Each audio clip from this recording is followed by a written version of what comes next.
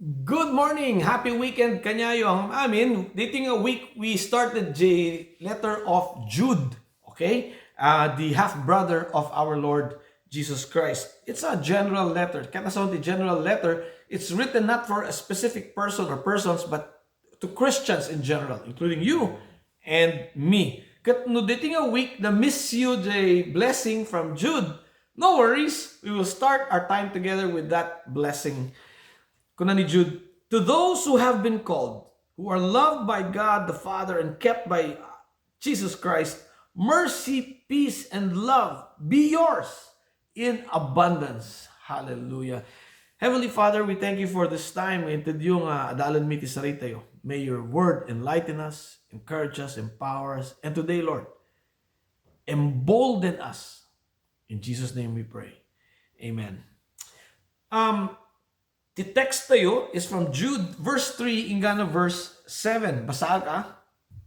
Dear friends, although I was eager to write to you about the salvation we share, I felt I had to write and urge you to contend for the faith that was once for all entrusted to the saints. For certain men whose condemnation was written about long ago have secretly slipped in among you. They are godless men who change the grace of our Lord God into a license for immorality and deny Jesus Christ, our only sovereign and Lord. Though you already know all this, I want to remind you that the Lord delivered his people out of Egypt, but later destroyed those who did not believe. And the angels who did not keep their positions of authority but abandoned their own home. These he has kept in darkness, bound with everlasting chains for judgment on the great day. In a similar way, Sodom and Gomorrah and the surrounding towns gave themselves up to sexual immorality and perversion. They serve as an example of those who suffer the punishment of eternal fire. Dito natin text tayo. Okay, verse 3, iso ti key dito nga letter. Okay? In this verse, kung ni Jude, isurat ko kumadya tungkol sa salvation, the benefits of salvation, yung I felt the urge to write you to contend for the faith. Yan tikat na sa to contend for the faith. Di nga phrase contend for the faith, di Greek misang word lang. Epagonizomaio. Epagonizomai. Baliktad. Epagonizomai. Kaya na sa to struggle in a contest, no? It is a military term nga inusar lang the New Testament only once. Kaya na sa is to oppose whatever is not of the faith. So to contend for the faith is to oppose anything or to oppose whatever is not of faith. So kung ni Jude, I urge you to oppose everything that is not of faith. Okay? Pinili ni Jude dito yung term epogonizomai, okay? So that we can be in active engagement, not passive assent. Nitikat na son. Hanto yung adalang jigid, wibuya, okay lang. Cool lang. There's a war and we're just watching. Han. Tikat ni Jude dito, we will actively engage, fighting, opposing whatever is not of faith, exposing and opposing everything that the Bible does not teach or support. No han nga suportado ti Biblia, no kontra ti Biblia, we should expose it and oppose it. Kada ito nga trabaho, han lang para pastor, han lang para church worker. This is for every child of God to expose and oppose the false doctrine, false teachers, and false religions. Okay? Kuna na ni Jude verse 4. These false teachers and false doctrines have entered the church and are influencing the church away from God. Kuna ni Jude, they are godless men. Kaya sa mga godless, I want to respect da, I want to butang da, I want to reverence da. They blaspheme God. They appear religious. Oh, nakikita mo suda kaslado, oh, may aktibado do. Dapat di keep ni aja, da di sombrero ni Pope, di ba? Basta nagum na nga pa. Sila nga nag-reverend daw unay.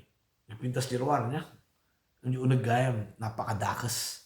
Okay? Data iti kuno ni Jude. Okay, they are godless men. Okay, who secretly have slipped in among you. So They have now been part of the church. Okay? So, for example, kunano ni Jude, they deny Jesus our only sovereign and Lord. Okay? Dito yung week na binasa ang article. From the publication is the Vatican News. So, kapo mismo di Katoliko. Kunano, the title na is Doctrinal Note on Marian Titles, Mother of the Faithful, and Not Co-Redemptrix. Kunano di title? Ay kunano di article? I quote. Titles such as Mother of Believers, Spiritual Mother, Mother of the Faithful are noticed and approved in the note. Conversely, the title of Co-Redemptrix is deemed inappropriate and problematic. The title of Mediatrix is unacceptable when it takes on a meaning that excludes Jesus Christ. However, it can be used appropriately so long as it expresses an inclusive and participatory mediation that glorifies the power of Christ. The title Mother of Grace and Mediatrix of all graces are considered acceptable when used in a very precise sense.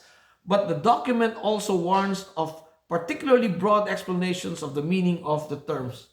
Naawatan nyo? Data ti plano. Nagpintas magkakasulat na. Verbiage. Do they follow or not? Yeah? It's very confusing. That's not the style. No, kahit mga confused ti tao, you know, ikot mo kasta tapos na makita. Diba? Kasi di talong nga baso ha, kung na bibiro ko na yan na coin.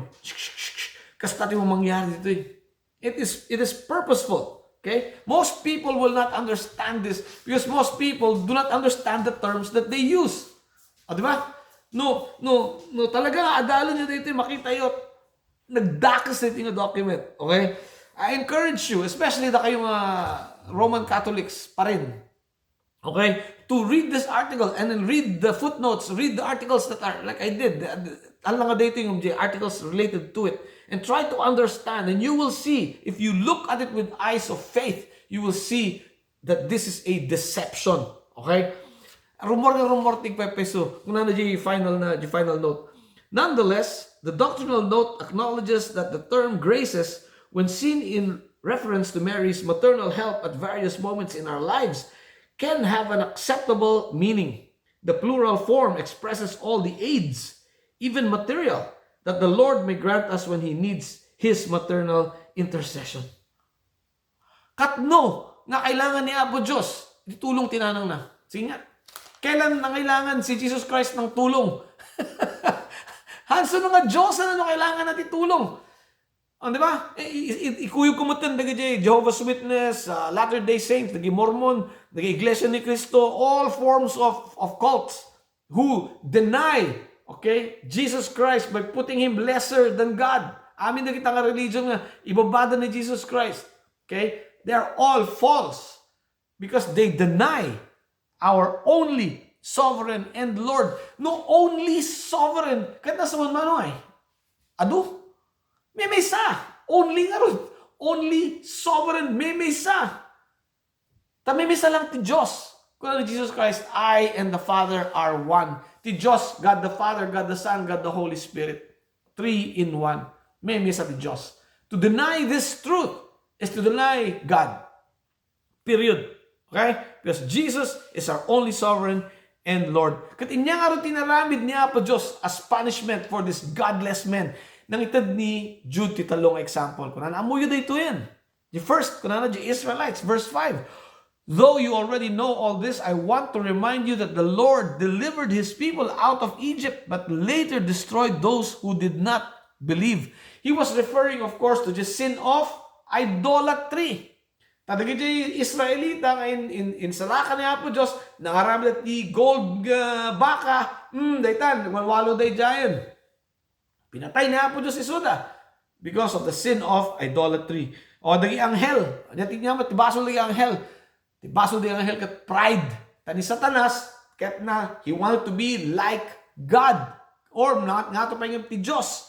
Dagi ito yung naggoyo ng 1/3 of the angels, simurot kanya na, pinanish niya po Diyos, and they're bound. Kung ano verse 6, And the angels who did not keep their positions of authority but abandoned their own home, these he has kept in darkness, bound with everlasting chains for judgment on the great day. Urorayang dalangin, judgment day. Alaan niya po Diyos sa aming sudan. Demonyo, ingana di kabatitaan ng demonyito.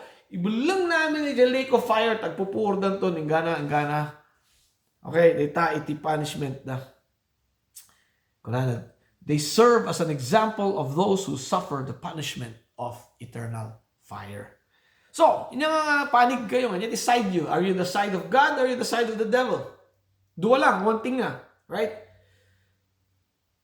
Are you the side of God and truth or the side of the false teachers who pervert, misinterpret, misuse, and blaspheme the word of God? No ibagay yung adakay ti side ti Diyos, hallelujah. Correct data. That's the good side. Ngam! Remember, again, we don't have a passive role. Hati lang agbibuyang na. We should be active in our role. We are soldiers, okay? We need to contend for the faith. Lumaban tayo. We need to expose and oppose what is false, okay? And we should not support this evil system, okay? And sometimes mabutang ti tao nga kumano ti religion da. Mabutang dat ibaga ti tao. Mabutang ti Dios. Mabutang da nga mawalan ti friend. Mabutang kinapa Dios. The true friend. Mabutang da mawalan ti pamilya. Baka baga sa pamilya, out kan.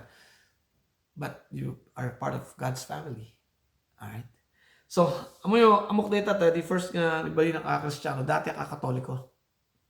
By the grace of God, in palpalawag na po Diyos kanya, naging mistake na raramidan da. Yung nga tinaramid ko. My first act of opposition is to leave. Pimanawak. Okay? Pimanawak. Because I know that supporting them is not what God wants. Ano ti tao kahit na nga pumanaw, mabutang da ibaga ti tao. Okay. The next step is not only to expose them but to oppose them. And when you oppose false teachers, you oppose the devil. Titiramid na. He will make your life miserable. Titiramid na. Papiso dita. Amin nga kumontra ti demonyo. Kuna na. Kontra na ka. Sige. Ngam. Ada tayo nga ron iti panig iti Diyos. No dati ti panig ti Diyos. Hana tayo mabaling agaramon ti demonyo. Agpray tayo kadi. For those of you who are on this side, the side of God. We pray from Psalm 40. It's a prayer of rescue. Pray tayo. Rescue me, O Lord, from evil men. Protect me from men of violence who devise evil plans in their hearts and stir up war every day. They make their tongues as sharp as serpents and poison of vipers is on their lips. Keep me, O Lord, from the hands of the wicked. Protect me from men of violence who plan to trip my feet. Proud men have hidden a snare for me. O Lord, I say to you, you are my God. Hear, O Lord, my cry for mercy. O sovereign Lord, my strong deliverer who shields my head in the day of battle. Do not grant the wicked their desires, O Lord. Do not let their plans succeed or they will become proud. Surely the righteous will praise your name and the upright will live before you. Hallelujah. Amayo, balit yung mag-enjoy. Dahil doon kami nga kahit kung i-share. First, nabasa ko yung sulat ni John MacArthur. I'd like to read it to you. Kung ni John MacArthur, Jude wrote the urgent imperative for Christians to wage war against error in all forms and to fight strenuously for the truth like a soldier who has been entrusted with the task of guarding holy treasure. Wow, I met him. And the last thought is, nuhan nyo pa yung insukot yung biyag yung talaga, inaapon Diyos. But, listen to the words of our Lord from Mark 1:15. Kung niya po Jesus, the kingdom of God is near. Repent and believe the good news. Let's pray. Heavenly Father, thank you man tinted yung tiyempo nga adalin miti sarita. Lord, tatay we prayed for boldness. We pray again. Embolden us, Lord, to expose and oppose what is false. In Jesus' name we pray. Amen. Have a great weekend. God bless you.